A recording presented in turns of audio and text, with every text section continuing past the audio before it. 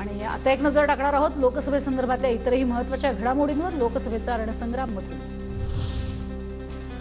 अहमदनगर दक्षिणची निवडणूक धनशक्ती विरोधात जनशक्ती। मवियाचे उमेदवार निलेश लंके यांची राधाकृष्ण विखे पाटलांवर टीका।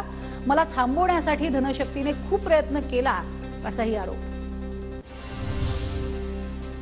शरद पवारांचं वक्तव्य म्हणजे हास्यास्पद। जनतेने हे विनोद ऐकावेत आणि सोडून द्यावेत। शरद पवारांनी उद्योजकांसंदर्भात केलेल्या वक्तव्यावर सुजय विखेंची टीका।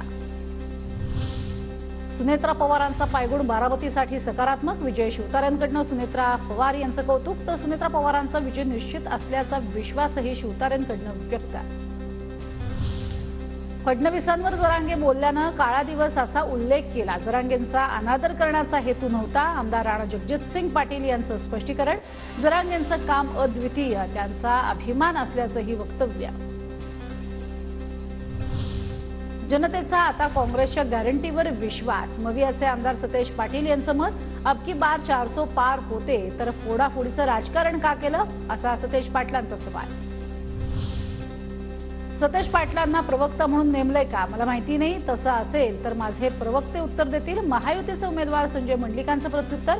सतेज पाटील उमेदवार असते तर मी त्यांच्यावर बोललो असतो, असाही टोला।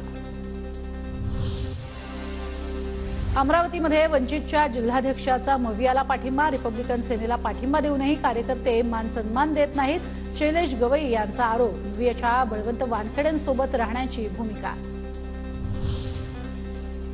नाराजी काहीच नाही। जळगावमध्ये दोन्ही जागा महायुतीच्याच येणार। जळगावच्या जागेसंदर्भात मंत्री गुलाबराव पाटील यांची प्रतिक्रिया।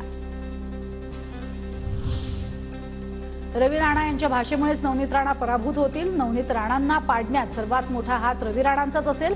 बच्चू कडूंची टीका। फडणवीसांनी आमचं नाव न घेतल्यानं ते आमच्या बाजूनं हे स्पष्ट झाल्याचंही वक्तव्य।